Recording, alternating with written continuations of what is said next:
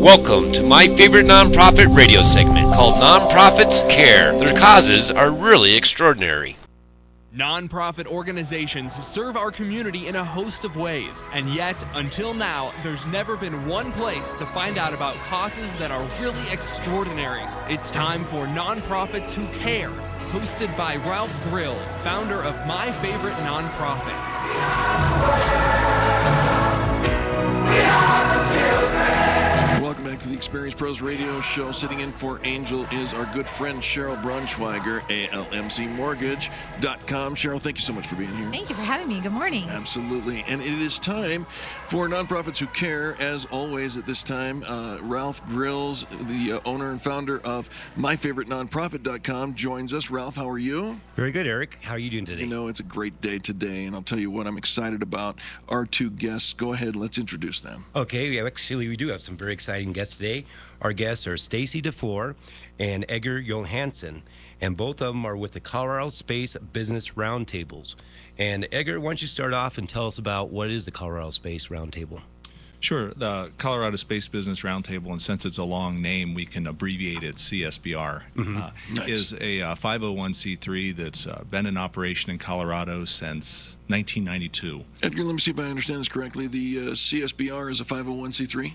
C6. Gotcha. C6. C6. So what's the difference between C3 and C6? C3 is a charitable donation in your givings, and C6 is a business organization that focuses, and we allow our members to talk to our legislators, our governor, and our federal delegation. I love that. Wow. Are you guys able to take individual donations? as Sure. a C6? Sure. And we're also, a membership organization, so we're designed and set up for you as individuals or you as a company, space-related is our lion's share of our members to join. Oh, okay. All right. Well, Stacey, are there other organizations here in Colorado that are actually working in the aerospace industry along with you? Actually, we partner with several different associations and organizations throughout Colorado. We have some amazing partnerships. Colorado Space Coalition, which is housed out of the Metro EDC. We also partner with Space Foundation, which is an international foundation that is based right out of Colorado Springs. How about those guys over at ULA? Are they part of this thing? They are amazing sponsors, so shout out to United Launch Alliance. Yes. Probably should give our full list, but they've made it very, very easy to foster and grow the community and the aerospace related activities that we're currently looking towards initiatives for. Actually, we probably don't have time to get your full list because I know you guys have a very large list, as well as Colorado is one of the top states for aerospace. Isn't that correct? That's right. We're the #2 space state in the U.S., and we do that and classify that through two different ways: total private aerospace employment and also an educated workforce.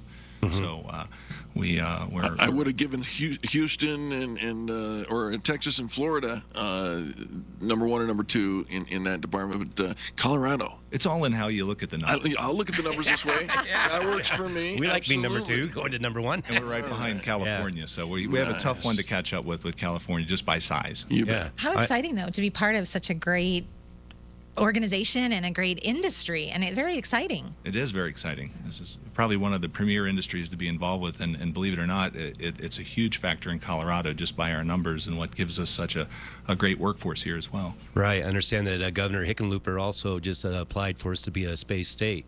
Can you explain more how that works? Well, a spaceport designation. That's what the governor put forth back in December. We do an annual space roundup at the Museum of Nature and Science with George Sparks. He's a marvelous host for us there. And we invited the governor, and he came and he announced that we were going forward with an FAA designation as a spaceport state. And then in April at the National Space Symposium that's hosted by the Space Foundation, he signed into law the first piece of aerospace legislation that passed both the House and the Senate unanimously this year. So very exciting. So for our listeners that don't understand what a spaceport today is, what is a spaceport? A spaceport state designation gives us the freedom to be included in an FAA book that really outlines certain things that a state can and can't do, and the designation includes us in that cadre of states. There are only 8 other states that have a spaceport designation. Nice. All right. Well, Stacey, let me ask you this, because there's funding issues that are, we talk about it all the time in the news, that are affecting NASA, the Department of Defense, and so on. How is this affecting us here in Colorado?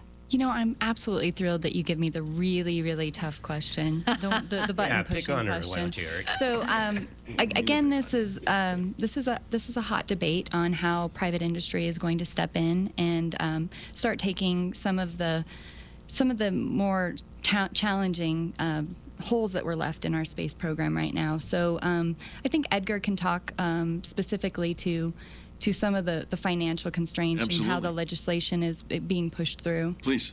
She's right. She gave her the tough question. Well, I didn't mean it to be tough. It was easy for me to read. Exactly. There you go. Well, there are lots of issues, and the continuing resolution sequestration that's coming up at the end of the year are huge issues for Colorado aerospace companies, whether it's commercial or Defense Department. So these are issues that not only Colorado is facing, and not only aerospace, but the country as a whole. I work for a small company called Red Canyon Engineering and Software, and we're a subcontractor to Lockheed Martin. And every time we have these ups and downs within the different budgets, it's a roller coaster.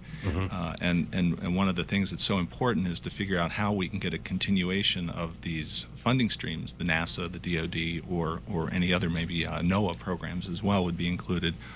And outside of that, any government program, when we don't have the clarity of future thinking and having the budgets laid out, it's very hard to set your next year's agenda. Right. But I understand you guys on your website have upcoming events. Can you go over some of those events, Stacey, what you have coming up? We do. We just recently added to our calendar of events a wonderful exchange. So it's an aerospace exchange.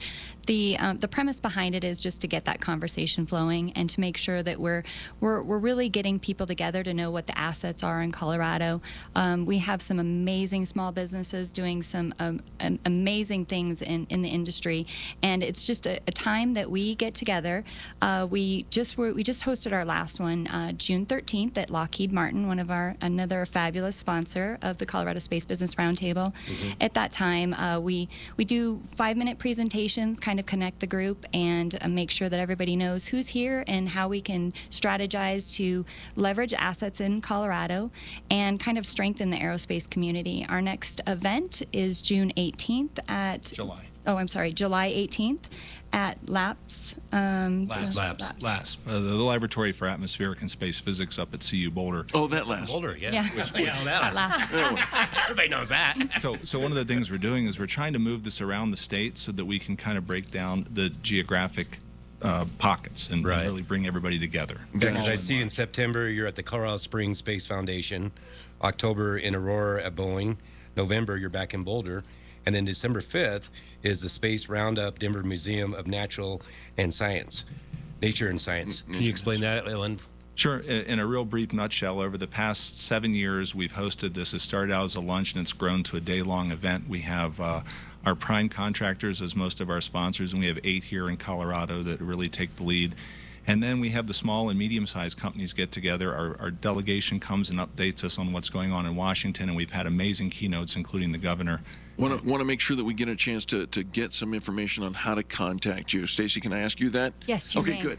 Fabulous. I'm so glad you asked me. That's an easy question. He threw you one. So you can follow us on any of the social media channels. So the easiest way to find us first would be to go to our website, and that's at cosbr.com or cosbr.org. Perfect. And you can find all of our events listed. You can follow us on Facebook, LinkedIn, Twitter, Plancast, Tumblr. We've got an array, whatever social media channel you'd like to follow. Well, soon to be my favorite nonprofit. There you go. Exactly. Special thanks to both you and Edgar. Thank you for coming. We appreciate it. Stacey DeFore, Edgar Johansson, and the Colorado Space Business Roundtables. And thanks to you, Charlie. Charlie, sorry, I looked at Charlie. Which Charlie? Said Ralph. My favorite nonprofit.com is where you can find all kinds of great information about your favorite nonprofit. If yours isn't there, make sure that you link it in. Cheryl, thank you for helping out today. Absolutely. Appreciate you, and especially you, listener. We cannot do this without you. We appreciate you for listening to the most positive business talk show in America. waiting for